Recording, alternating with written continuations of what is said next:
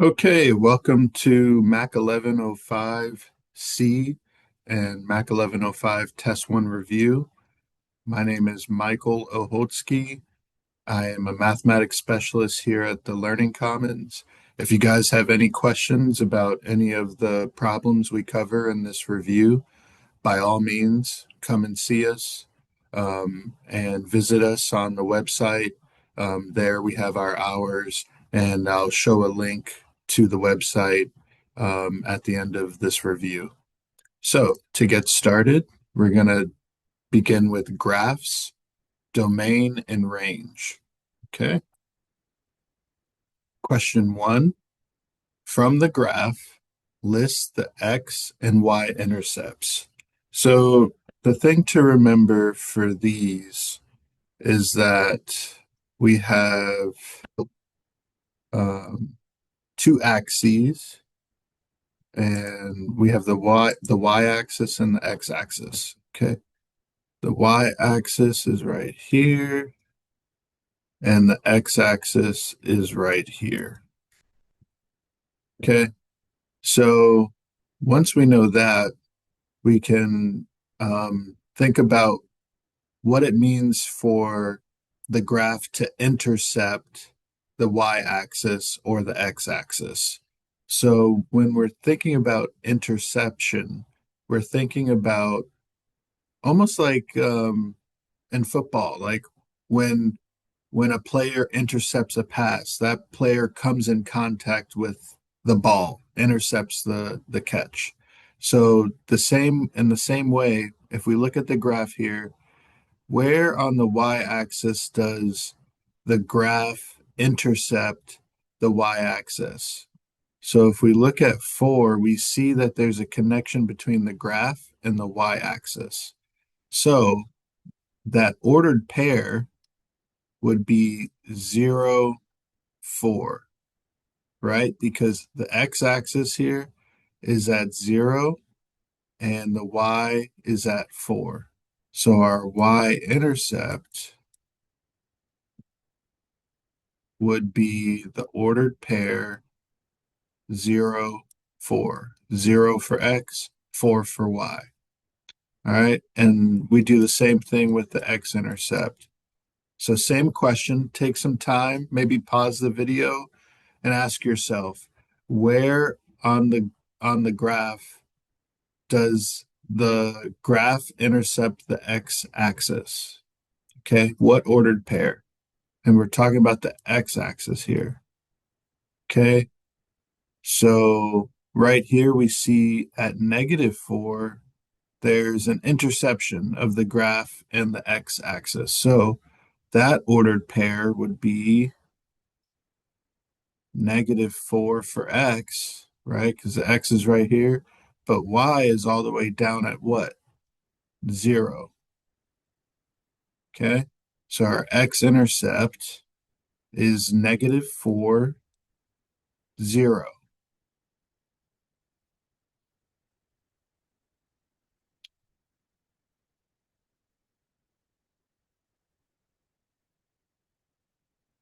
Question 2.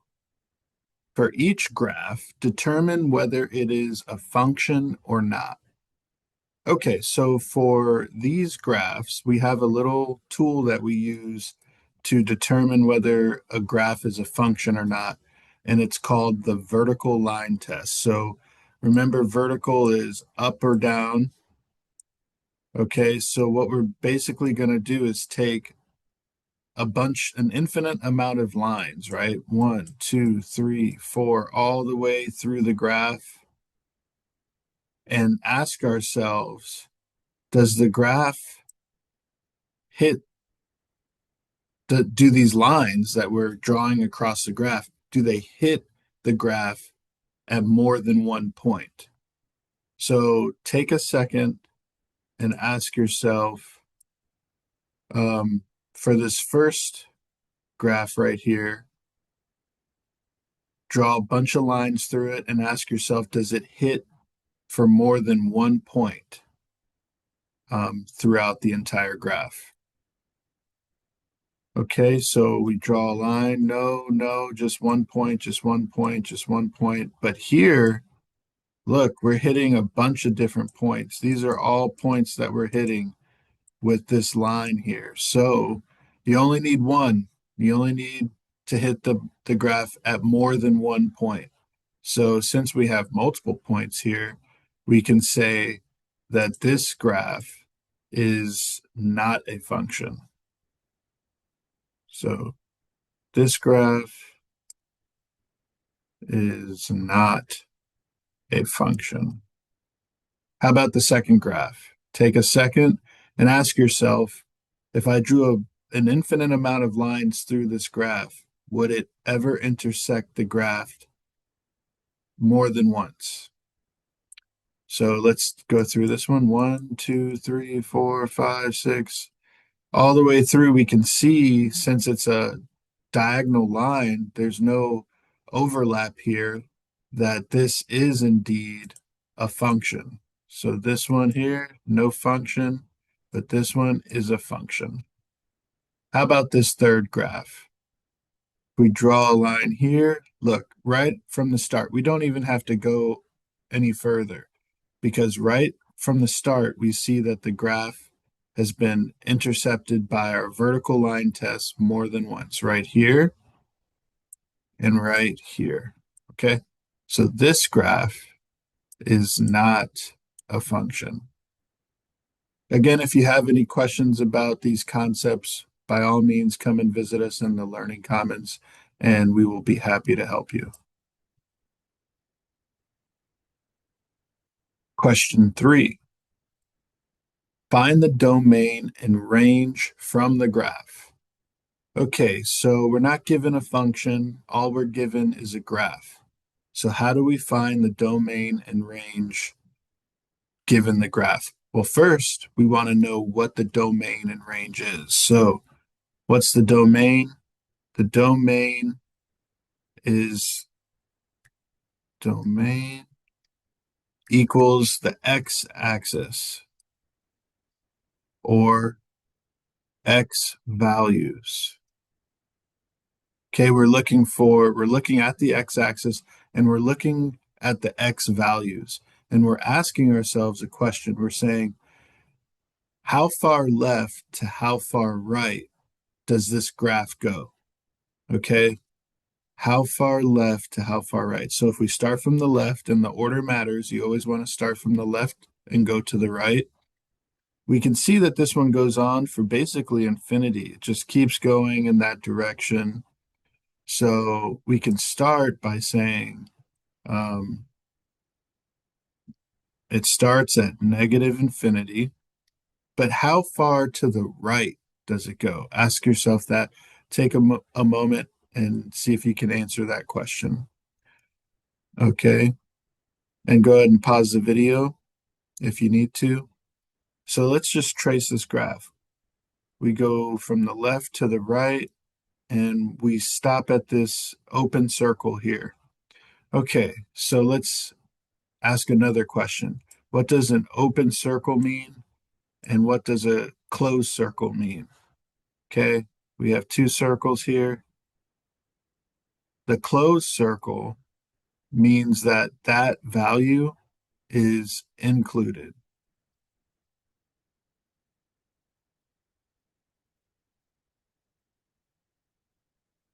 Oh, spelled that way wrong.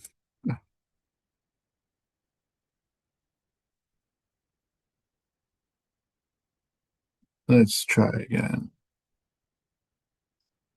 Included.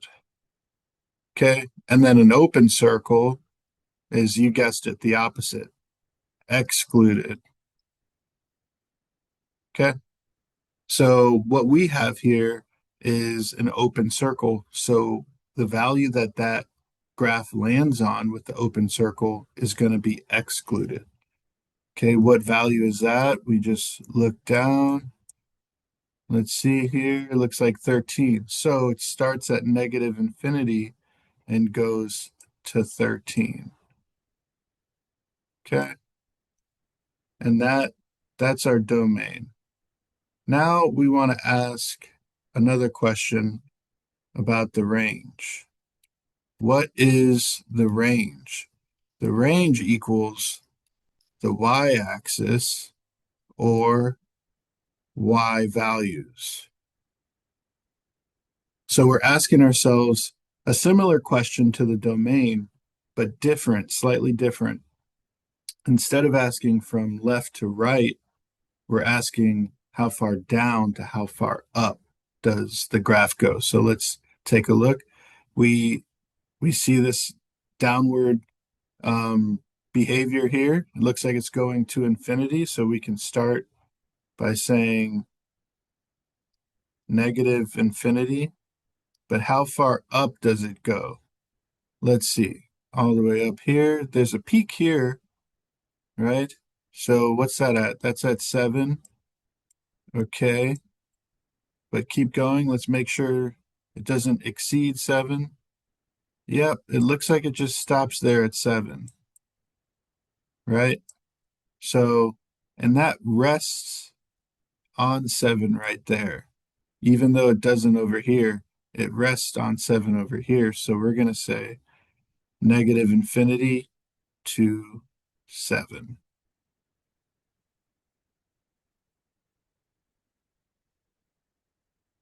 Question 4. Okay, another domain question.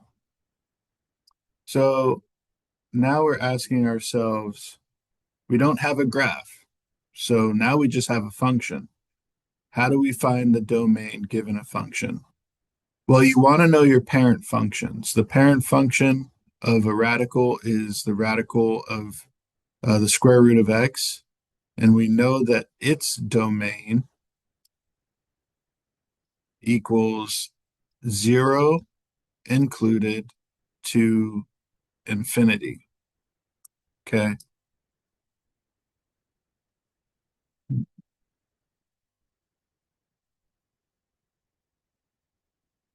0 to infinity. That's our parent function. We have some extra business going on in here with 10 and we have a minus sign. So how do we determine what the domain is when there's additional stuff in the radical? Well, you just set that radical equal to 0 and solve. That's how we find our 0. So if we have 10 minus x equals 0, we subtract 10 from both sides. It's going to be negative 10. We have a negative x. We want to divide by negative 1, divide by negative 1, or you can multiply either way. These will cancel out. X will end up equaling 10. So what does that tell us? That tells us that this 0 here is 10 for our given function for this guy. So we have, but now we have another question. Before we can move forward, we have to ask ourselves, which direction are the numbers going? Are we going to positive infinity or are we going to negative infinity? And to figure that out, we need to draw a number line. We need to input our 10, which is our 0, and then do a couple tests to see which direction our numbers are going in. So a number to the left of 10 is 9. If we plug 9 in for x, right, are we going to get a negative or a positive value? So on the side, you can say 10 minus 9 equals 1. So that's a positive value. That's a go because our original domain says it has to be 0 or positive infinity. So it has to be positive. Now, let's try a number to the right just for good measure. Let's say 11. We did 10 minus 11. We would get negative 1, which is a no-go because we cannot have a negative in the radical.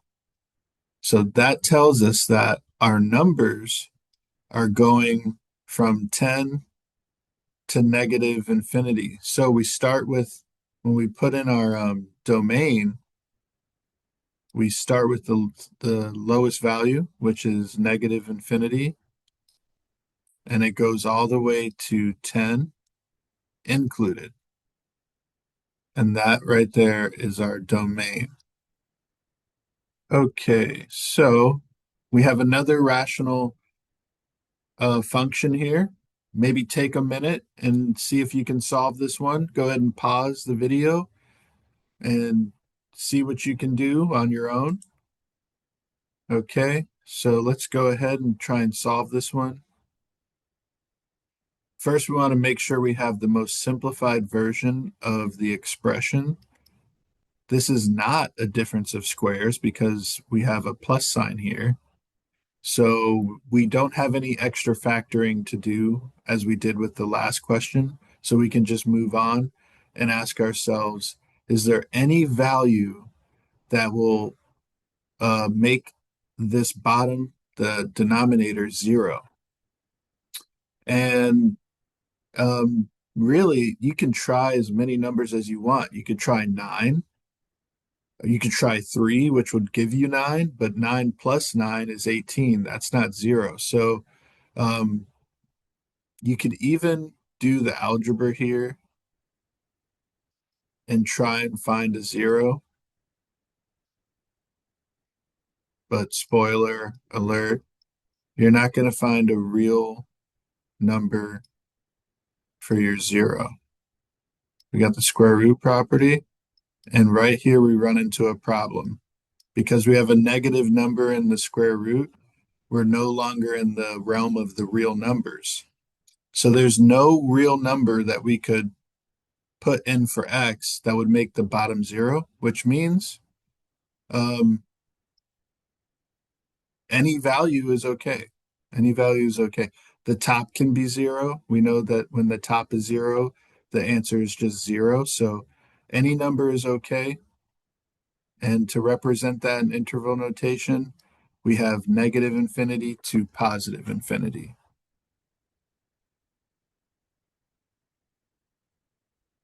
Okay, so if you're confused about the denominator, go ahead and try the algebra and see if you can fish out a zero. If not, chances are your interval is negative infinity to positive infinity.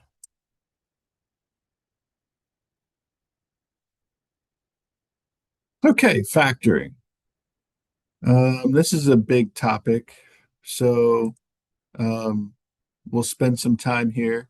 And again, take some time on your own, pause the video, see if you can factor these on your own.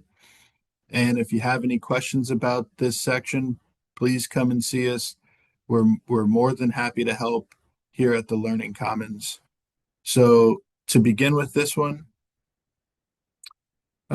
we could try uh, the AC method here, but let's just go ahead and do the quadratic formula so we can get some practice with that. So what is the quadratic formula? We have negative b plus or minus b squared minus 4ac all over 2a. Okay, so that is our quadratic formula. And all we have to do is plug these values in. If we know what the standard form of these quadratics are. So we have a x squared plus bx minus c. So here's our c, here's our b, and here's our a. Oops. Here's our a. Okay, and you can even write them out on the side if it helps.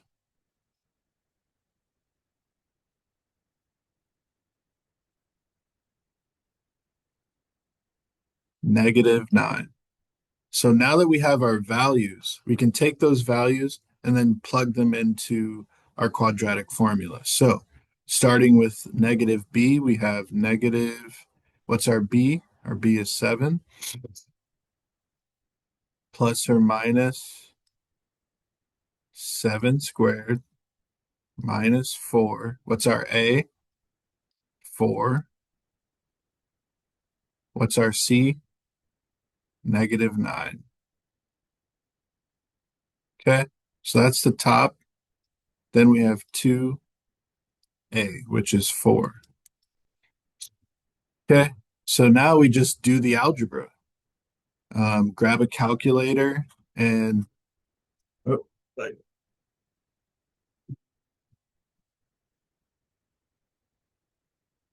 just grab a calculator and start computing this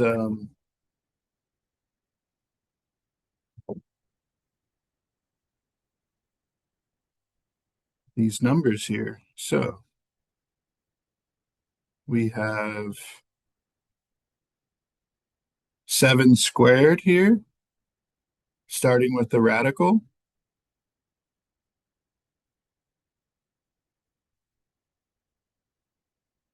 which is 49, minus negative, okay, we say we have -4 times 4. That's going to be -16, right? -16 times -9.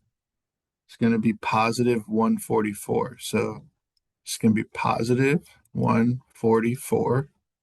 We're just doing the algebra here. 2 times 4 is 8. And this is plus or minus. Don't forget those plus or minuses. Okay. And next, what's 49 plus 144?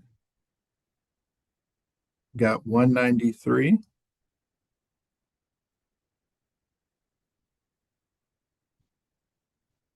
over 8. Okay. And now we want to ask ourselves, can we simplify this radical anymore? And to find out, you just ask yourself, are there any perfect squares that divide evenly into 193? What I like to do is just take a calculator and start with the lowest perfect square, which is 4, and work my way up until I either discover that there's no perfect squares in there or we find the perfect square. Okay, so it would be 193 divided by 4. No, 193 divided by 9. 193 divided by 16. 193 divided by, it's not going to be 25. Can try 36. All right, it's looking like there's no perfect, let's try 64, squares in there. Okay, so we'll just leave our expression in this form. The final answer will look like this. We'll have two answers, -7 plus square root 193 over 8 and -7 minus 193 over 8. So for these, if you don't like the negatives in the front, you can factor them out to the front. So if we pulled the negative out from here, it would just switch the signs. So if we had negative out front, this would be positive, this would be negative. Same thing here. If you want to pull the negatives out, just switch the signs. So this would be negative, this would be positive, and this would be positive. Okay. Some professors like the answers to be a little cleaner. So,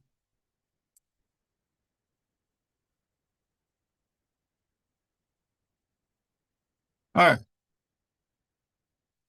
So this one is going to ask us to use the AC method. So we'll get a chance to see how the AC method is used. So the AC method, like we had before, we had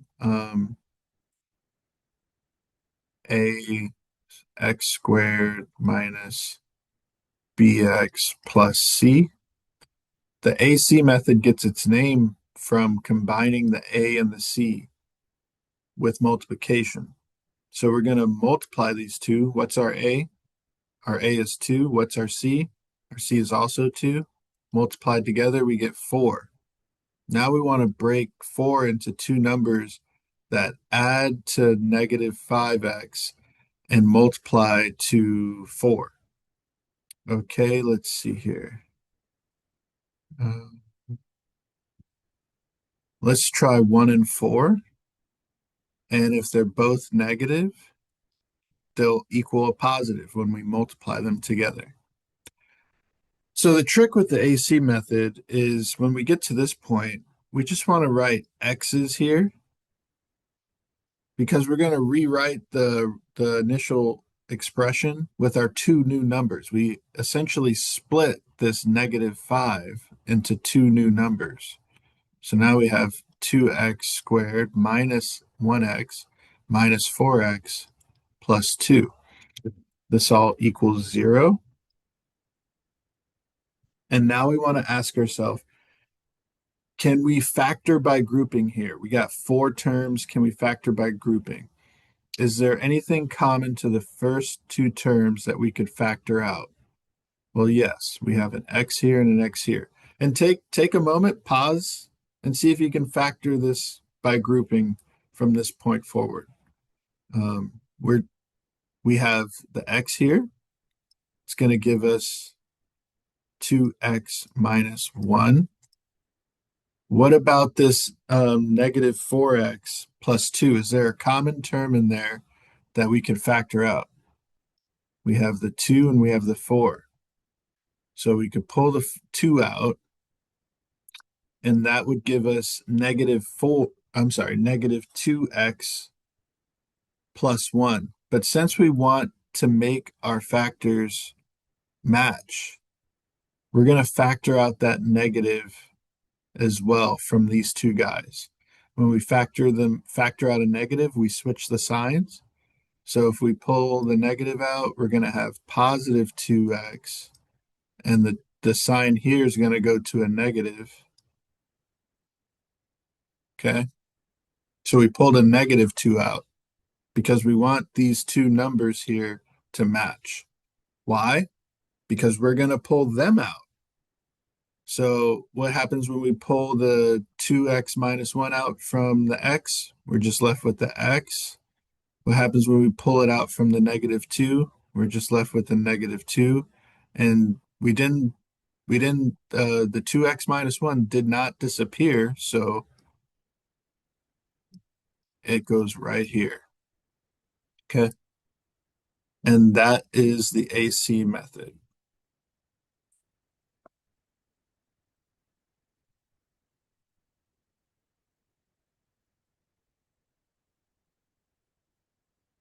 Okay, question 9. Factor the quadratic by completing the square. Okay, so we're going to get a chance to see completing the square here.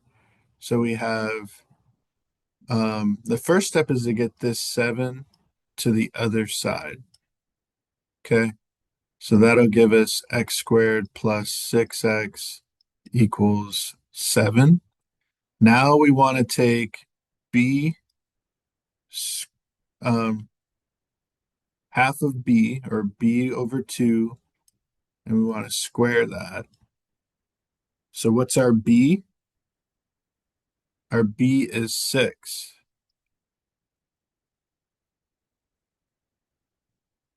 Okay. Our a is 1, and our c was 7. Okay, so our b is 6, so we're going to have 6 over 2 squared. 6 over 2 is 3. So we just have 3 squared, which is 9. Now, we take that 9 and we add it to both sides. So we got x squared plus 6x plus 9 equals 16. Okay. Now, on the left side, notice that we have a standard trinomial, and we can factor that trinomial now. You can factor it longhand, or you can recognize that it's a perfect square trinomial. Let's factor it longhand just so you guys can see. We're going to take the 9. We want two numbers that add up to 6 and then multiply it to 9. So now we're going to split the x here. So we have x plus 3 times x plus 3, or x plus 3 squared equals 16. Moving over here, we want to do the square root property now. So we have x plus 3 equals 16. We're going to hit that guy with the square root, get rid of the square. Square root property here demands that we put the plus or minus now. Square root of 16. Pause it if you know it. See if you can answer that one. Square root of 16, 4. It's going to be plus minus 4 on the right and x plus 3 on the left because we got rid of the square root or the square. Okay, so now it's just simple algebra here. So we're going to subtract 3 from both sides. And notice we have plus or minus. So we're going to have two answers. X equals, what's 4 plus minus 3 plus negative 3? It's going to be 1. So put the 1 over here. And then comma, and then -4 minus -3. Okay, -4 minus 3. So that's going to be -7. And there you go. That's factored by completing the square.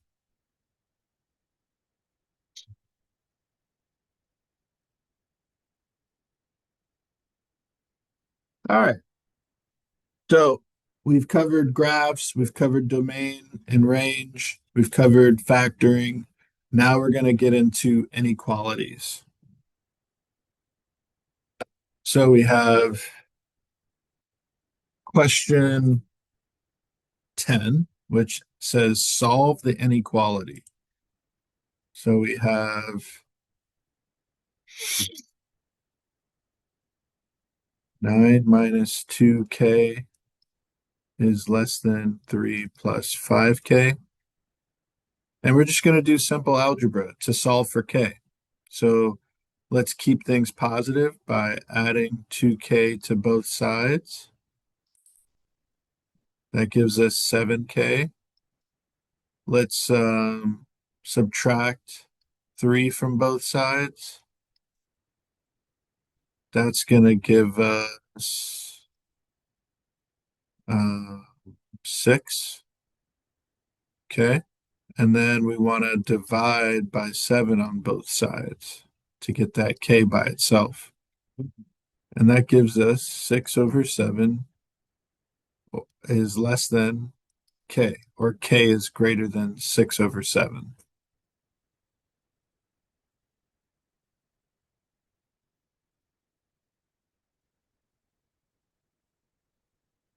Okay, so for this one, we have a compound inequality.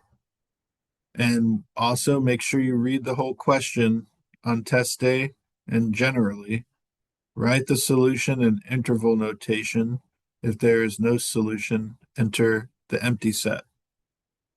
Okay, so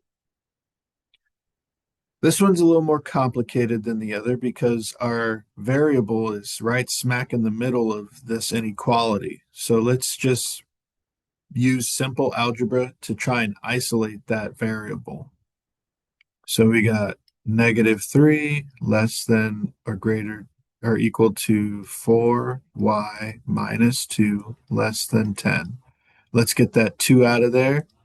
Going to add 2, not just to one side, but to both. So we got 12, and then we got 4y greater than or equal to, let's see, -3 plus 2 is going to be -1. Now we want to get rid of this 4. We're going to divide by 4 on all sides. The right side simplifies to 3. y in the middle, and then negative 1 over 4 on the left. So in interval notation, we will say we have negative 1 over 4 included. Why? Because of this little line right here. That means equal to, so it lands on that value. And then it goes all the way to 3 parentheses. Why? Because there's no line underneath here. Okay, and so that's your answer.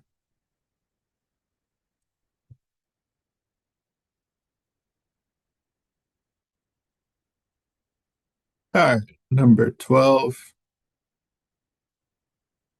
Let's see here. We want to get this 32 to the other side. For absolute values, you want to get everything that doesn't have, that's not within the absolute value to the other side. So we got a negative 32 and we got that 8. So we're going to get those to the other side. That cancels. So we got 0.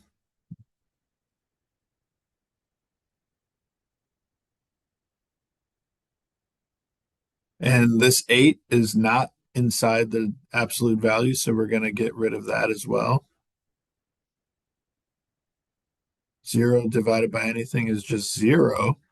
And so when you have an absolute value that is set equal to 0, you know that the inside, there's only one answer that the inside could be that could make that inside 0. So just take the inside of your absolute value and solve for your variable, and that will give you your answer. So we have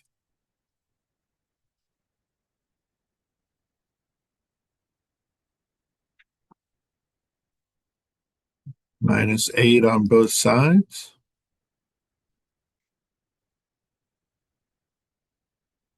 We're going to go up here,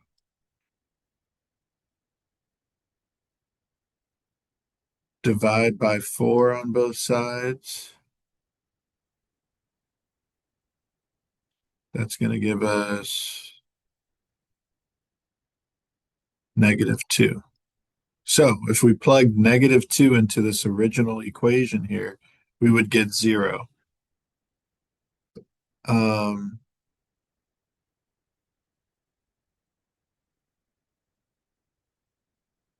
so yeah.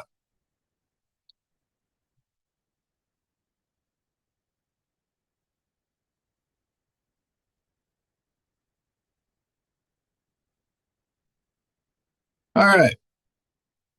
So we have, I think this is our final section, solve and evaluate. So again, if you have any questions about anything that we've gone over so far, please come and see us in the Learning Commons. I'll have a link at the end of the video. You could also just go to MyTSC and type in Learning Commons to the search bar and find mathematics, and schedule a tutoring session either live or on Zoom.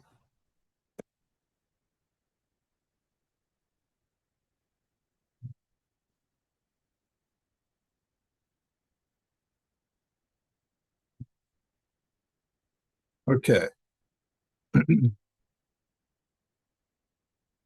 So we want to solve for V, which means we want to get everything that doesn't have a V to the other side. So right from the start, we can get rid of this 2. That's going to be 10. We have square root of V plus 5. We want to get rid of that square root. How do we do that? We square both sides. Okay. Square 10 squared is 100. The square on the left side gets rid of the square root and leaves the V plus 5 by itself. Now we just solve for V. and we get 95. Okay.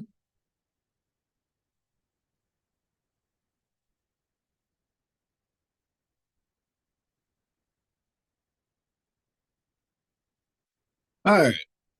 So here we have a little more complicated. We got a rational function now, and we want to solve for r. Okay. So whenever you got a variable that you're trying to get at in the denominator of an expression, you want to get that variable out of the denominator. Okay. To do that, we just multiply both sides by that denominator. So we have r plus 3 here. It's going to cancel out. And then you also want to multiply r plus 3 on the left. So we have a times r plus 3 on the left. And on the right, we have 2r minus 5. Distribute that a, and we have 3a. And now on the right, 2r minus 5. We're trying to get at that r. So let's get everything that's got an r to one side and everything that doesn't have an r to the other side. So we can subtract 3a,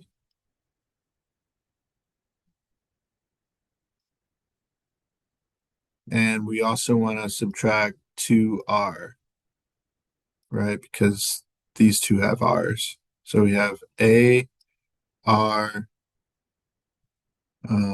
minus 2r equals minus 5 minus 3a. Okay. Now we notice that on the left side, we have a common factor, right? That's the r. So let's pull the r out to isolate it. And we're left with a minus 2 equals minus 5 minus 3a. Let's get that r by itself. Divide by a minus 2. Divide by a minus 2. Okay. And if you wanted to clean this one up a little bit more, you could factor out the negative from the numerator, change the signs,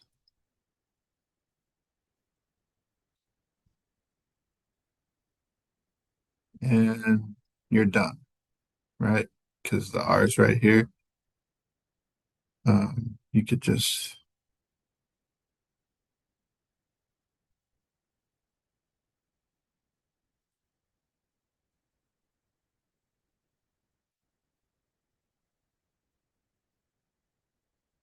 all right.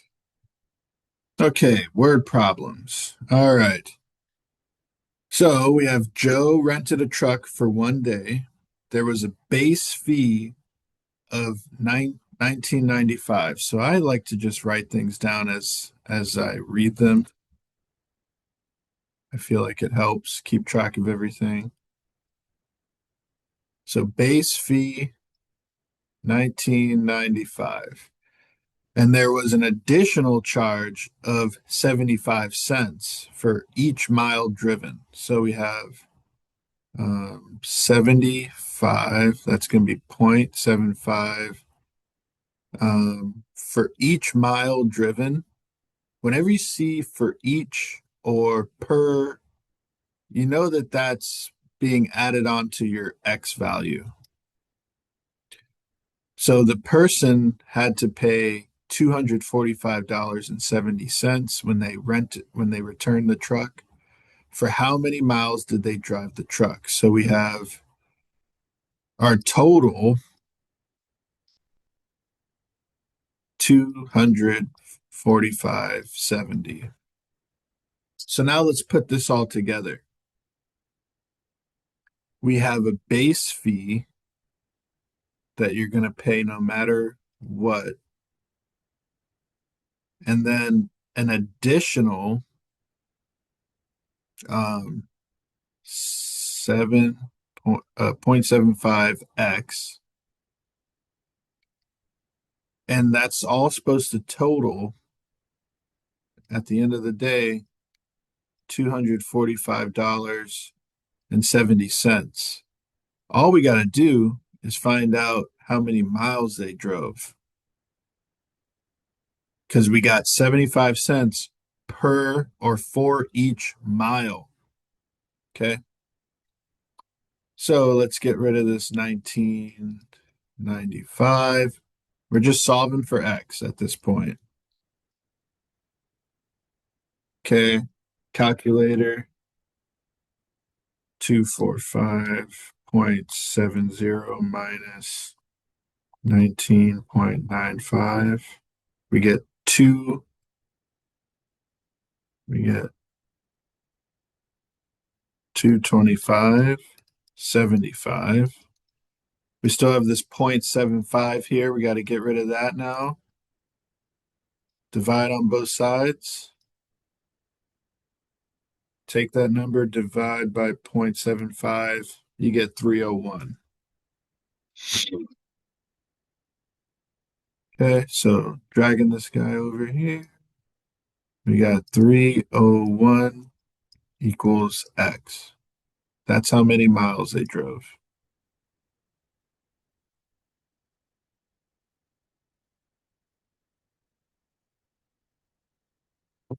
Okay, so we want to solve for X on this guy here. Looks like it looks scarier than it actually is. We've done some that are arguably a little more complicated than this one.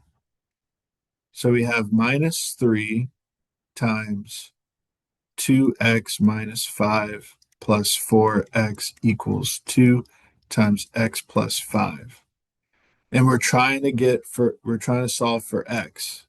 So let's get rid of these parentheses because we got x's on the inside of them and we're trying to get at them. So distribute here, negative 6x, positive 15 plus 4x. Let's distribute here, distribute there, 2x plus 10. Okay. And collecting like terms here, negative 2x plus 15, 2x here, plus 10. Let's keep things positive here.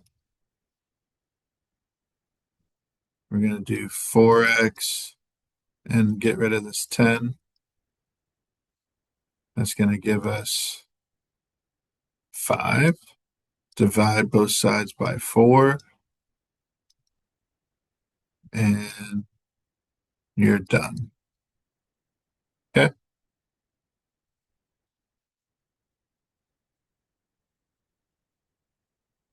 So we just did some basic algebra. We did some distribution, we collected some terms, and that was pretty much it for that one. Okay. Write in terms of I. Simplify your answer as much as possible. Okay, so we have negative 81. We know that the negatives and the radicals, they just don't mix with the when you're dealing with real numbers. So we need to isolate that negative. Fortunately, we have something called I that equals negative 1.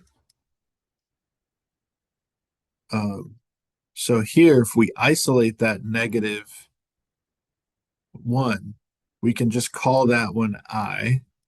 But with this one here, we know it's a perfect square. It's 9 times 9 is 81. So this one goes to 9. And we got our two numbers here. So we have 9I.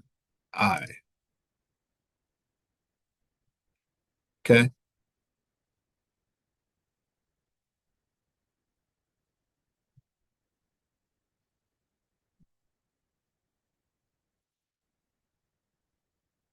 Okay.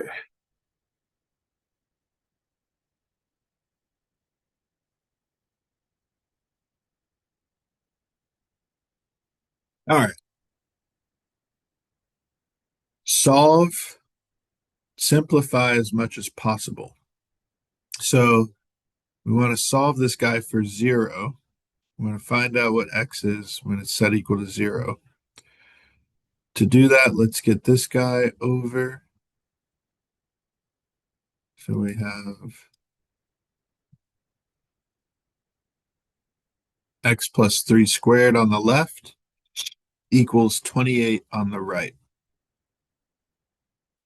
And our original equation was x plus 3 squared minus 28, okay, equals 0. So we got this square here. We want to get rid of that square so we can get at the x. We're going to use the square root property. And whenever you do the square root property, you got to remember to add your plus or minus. On the left, we got x plus 3 by itself. And on the right, we have plus or minus square root of 28. Let's first ask ourselves, is there a perfect square in 28? So if we start with 4, yes, there is a 4 in there. So dividing 28 by 4 gives us 7, which means that we can simplify this a little bit further. 4 is a perfect square. We know that goes to 2. So we actually dealing with 2 times plus or minus 2 times the square root of 7. Okay. Getting the 3 to the other side. And we're done. So we got x equals plus or minus 2 square root 7 minus 3. So writing that all out, we have x equals 2 times the square root of 7 minus 3, and x equals minus 2 square root 7 minus 3. Okay.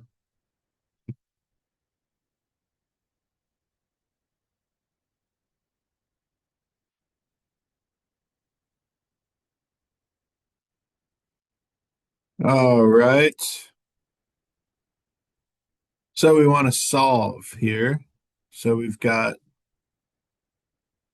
um, again, when you got your variable in the denominator, if you remember from the last question, what did we say we got to do?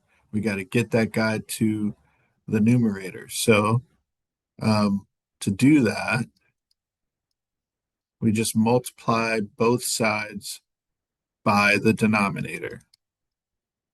Okay, so 3 minus 2x here, 3 minus,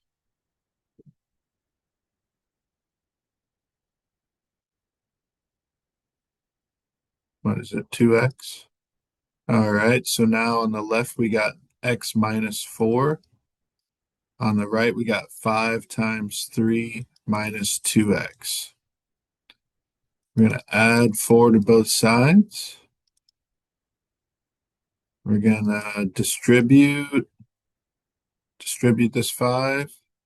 It's going to be 15 minus 10x plus 4.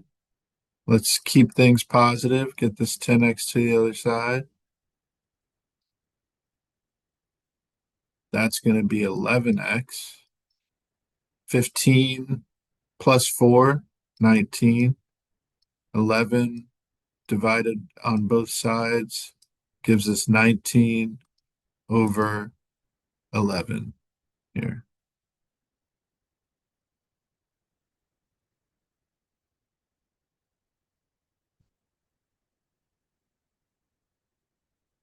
X equals 19 over 11.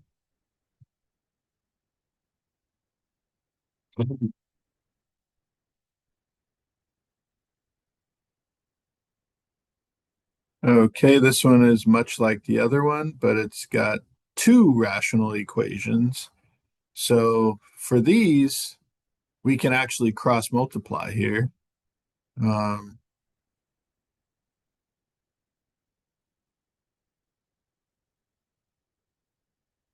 so we take this guy, we multiply him by that guy, take that guy, multiply him by that guy. We get 14x plus 2, 15x. We're going to distribute. It's going to be 14x plus, what is that, 28? 15x here. Let's keep it positive here. So we have x equals 28. Okay, not all right. Now we want to evaluate this guy. These are pretty straightforward. We just put a 5 in for every x that we see and then just compute. Okay, so we got the top's going to be negative 15. The bottom's going to be 15 here. 15 minus 9, I want to say 6. Let's double check. Yep. All right, and that's that. If you want to clean that up, bring the negative to the front.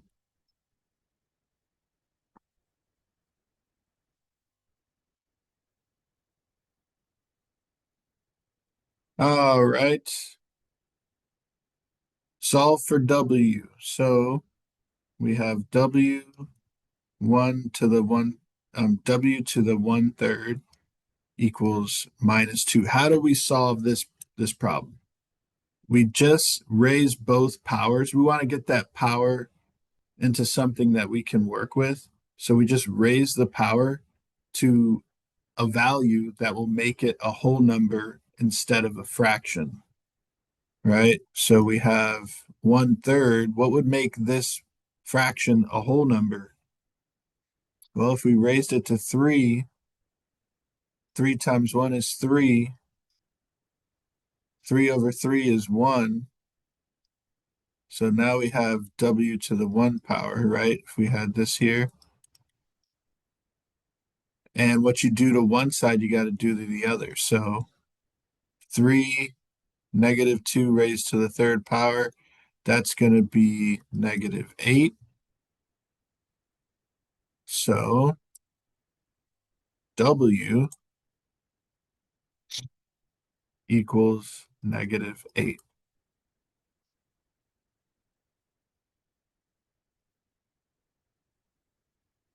Okay, so that concludes our test one review. Again, if you guys have any questions, use the QR code here, sign up for a tutoring session, come in and see us. You can do in person or Zoom. We're here to help, and hope you've enjoyed this review session. Thank you for joining us.